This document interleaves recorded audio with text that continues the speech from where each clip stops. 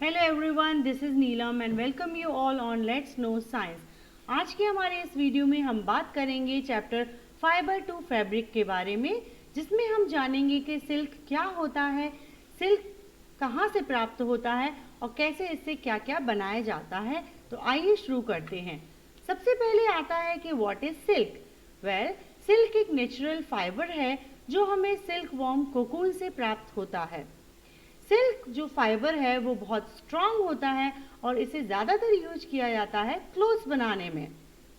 जो सिल्क के क्लोथ्स होते हैं उसके अलावा इनसे रग्स भी बनाए जाते हैं, बेडिंग्स भी बनाई जाती है और कई बार इसको यूज़ किया जाता है राइटिंग और पेंटिंग में भी। पहले के ज़माने में सिल्क को यूज़ किया जाता था पैराशूट बनाने में, क्योंकि जैसा हमने कहा कि सिल्क जो है एक स्ट्रॉन्ग फाइबर होता है।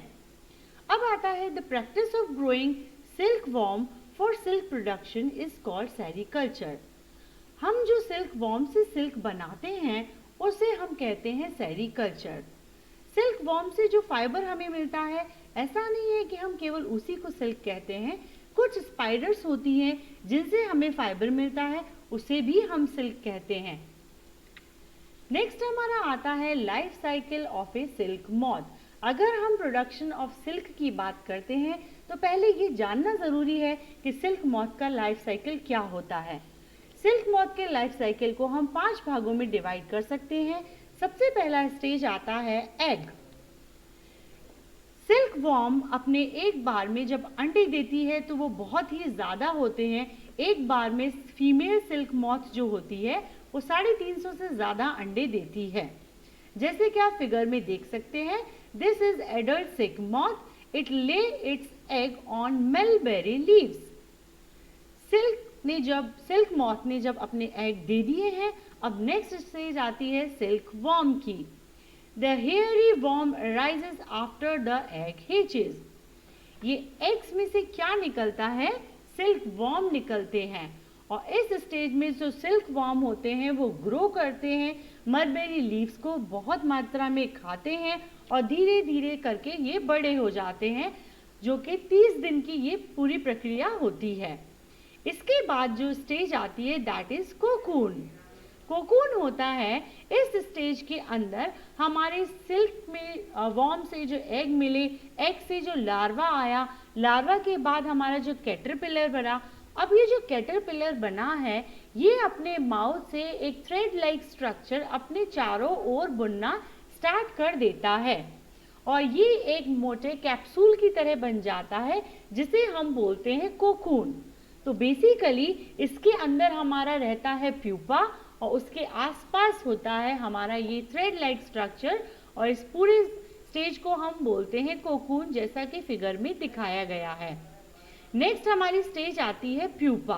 The pupa stage is a motionless stage. In this stage people kill the pupa by plugging the cocoon into a boiling water and unwind the silk thread. क्या मतलब हुआ इसका? हमारी कैटरपिलर ने अपने आसपास एक थ्रेड लाइक स्ट्रक्चर बुना था। इस थ्रेड लाइक स्ट्रक्चर को हम बोल देते हैं कोकून। अब इस कोकून के बाद जो नेक्स्ट स्टेज आती है वो आती है प्यूपा। इस कोकून के अंदर प्यूपा होता है। अब क्या होता है कि इन कोकून को हम बॉइलिंग वाटर के अंदर 10 से 15 मिनट के लिए बॉईल करते हैं, जिससे कि जो अंदर प्यूपा है वो मर जाए और इन कोकून को हम अनवाइंड करके थ्रेड ऑब्टेन कर सकें, जिससे कि आगे चल के सिल्क मिलता है। लेकिन अगर हम इस कोकून को बॉईल ना करें और एज इट इज छोड़ दें तो इस प्यूपा से हमारा बनता है एक यंग एडल्ट मॉथ। इसमें से हमारा मॉथ बनता है और वो फिर कर जाता है फ्लाई। तो नेक्स्ट स्टेज आता है moth. In this stage the pupa changes into a adult moth. Yes, pupa से क्या मिलेगा? Adult moth. And the female moth lay eggs after making and thus the life cycle of the silkworm begins again. So we can say these are the 5 stages in life cycle of a silk moth, in which first adult silk moth lay their eggs and these egg hatches and larvae came out. These larvae feed on mulberry leaves and convert it into a caterpillar. This caterpillar start binding a thread-like structure around itself and it's converted into a cocoon. In this stage, farmers mostly boil this cocoon into a water for 10 to 15 minutes to get silk by unwinding these threads. And if we will let it go in a similar manner, like if we will not boil this cocoon, तो क्या होगा, इस cocoon के अंदर है pupa और pupa से बनेगा एक दोबारा एडल्ट मॉथ। आइए अब जानते हैं आगे प्रोडक्शन ऑफ सिल्क। सिल्क कैसे बनाया जाता है इस कोकून से। बेसिकली जो होता है प्रोडक्शन ऑफ सिल्क 4 भागों में डिवाइडेड होता है। सबसे पहले आता है moth to egg, egg to cocoon, cocoon to fibre और लास्ट में आता है रीलिंग टू वीविंग। आइए एक एक करके इन स्टेजेस के बारे में जानते हैं।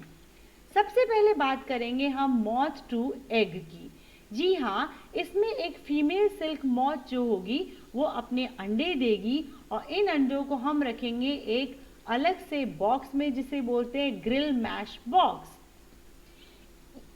सिल्क मॉथ के जो एग्स हैं वो बिल्कुल बीज जैसे होते हैं, इसलिए हम इनको बोलते हैं seeds. The egg of silk moth are incubated until they hatch into the larva.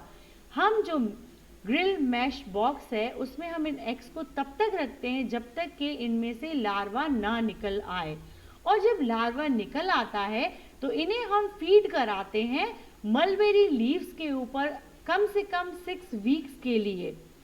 इस पीरियड में जो सिल्क वॉर्म है वो धीरे धीरे खाता जाता है और बड़ा होता जाता है। हर सिल्क वॉर्म अपनी स्किन को उतारता रहता है, कम से कम 4 बार उतारता है, और ये स्किन उतारने की जो प्रोसेस है इसको हम बोलते हैं moulting. By the end of this period, the silkworm ready to spin their cocoon. अगला जो स्टेज आता है वो आता है एग टू कोकून।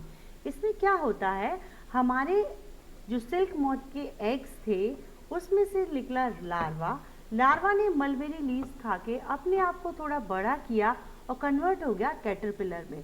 अब ये कैटरपिलर क्या करेंगी, ट्री के ब्रांचेस पे चढ़ेंगी और वहाँ पे अपने आसपास बुनना शुरू करेंगी एक सेक लाइक स्ट्रक्चर, जिससे कि उनकी पूरी बॉडी कवर हो सके, और उस स्ट्रक्चर को हम बोलते हैं कोकून। इस कोकून के अंदर होता है प्यूपा। प्यूपा को अगर हम एज इट इज़ रहने दें और डेवलप होने दें तो इस प्यूपा से ही बनती है एक एडल्ट सिल्क मॉथ। यस, लेकिन हमें प्राप्त करना है सिल्क। कैसे हम सिल्क बनाएंगे, तो क्या होता है कि मोस्टली क्या किया जाता है, इस कोकून को पानी में डालकर बॉईल किया जाता है 10 से 15 मिनट के लिए, ताकि इसके अंदर का जो प्यूपा है वो मर जाए, और इस प्रोसेस को हम बोलते हैं स्टिफलिंग। सो हम डिफाइन कर सकते हैं कि what is stifling. Stifling is a process in which cocoon is steamed in a oven for 10 to 15 minute. Okay, तो ये हो गया स्टिफलिंग। स्टिफलिंग प्रोसेस की हेल्प से ही हम कोकून को एक लंबे समय तक स्टोर कर सकते हैं। अगर हम स्टिफलिंग ना करें तो कोकून में जो थ्रेड हमें मिला है वो डैमेज हो जाता है। जैसा कि मैंने आपको बताया कि यदि हम कोकून की स्टेज से आगे ऐसे ही चलेंगे तो कोकून के अंदर प्यूपा है, और प्यूपा से हमारी एक यंग मॉथ बन के फ्लाई अवे हो जाएगी, और उसके बाद जो बच जाता है वो बेकार हो जाता है, उससे हमें सिल्क प्राप्त नहीं हो पाता है। अगला हमारा स्टेज आता है प्रोडक्शन ऑफ सिल्क में कोकून टू फाइबर। हमने क्या किया, कोकून्स को बॉईल कर लिया। अब बारी आती है इस कोकून को अनवाइंड करने की।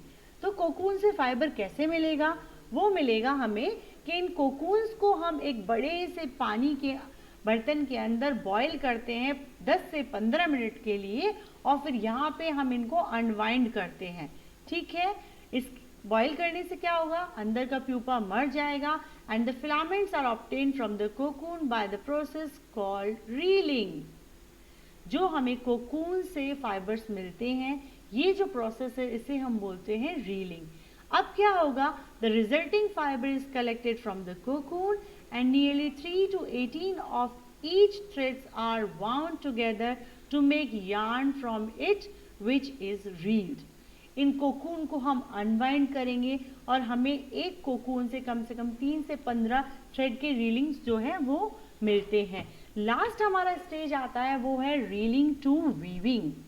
हमें थ्रेड मिल गया है, अब इस थ्रेड का हम क्या करेंगे? The process of silk is the twisting of one or more thread of a raw silk into a strand sufficiently strong to weaving or knitting. यहाँ पे क्या किया जाता है रीलिंग और वीविंग में, जो हमें कोकून से थ्रेड मिला है वो इतना स्ट्रॉन्ग नहीं होता है। इस थ्रेड को हमें स्ट्रॉन्ग बनाया जाता है ताकि हम इस सिल्क से साड़ियाँ बना सके, रैक्स बना सके और बेडिंग्स बना सके। तो इसके थ्रेड को मजबूत किया जाता है और ये प्रोसेस जो है वो मोस्टली हैंडलूम्स के अंदर किया जाता है। तो इतना ही था कि किस तरीके से हमें सिल्क वॉर्म से सिल्क प्राप्त होता है। तो that's it in this video. Thank you watching and don't forget to like my video, subscribe my channel and share my video. Thank you very much.